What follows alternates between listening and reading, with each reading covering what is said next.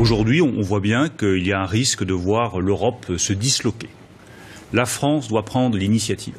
Elle doit reprendre le leadership en Europe. Sur quelle base ? Sur la base d'un nouveau projet. Je crois maintenant qu'il faut un référendum en France. Marine Le Pen, elle le propose depuis des années.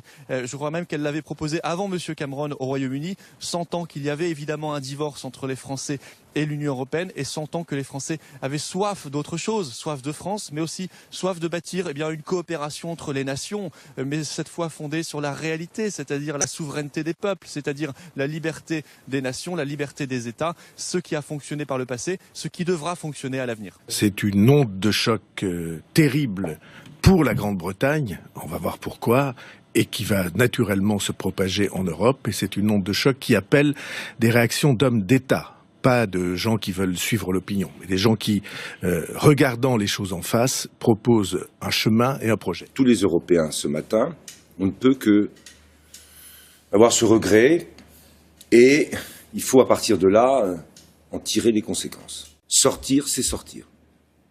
Ça prendra du temps, il faut le faire avec beaucoup de respect, mais en même temps, le message, c'est quand on sort, on reprend une partie de ce qu'on avait cédé pour le projet européen, mais on n'a pas aussi des avantages de l'Union européenne. Les jours qui viennent vont être des jours de gestion de crise financière et économique terrible.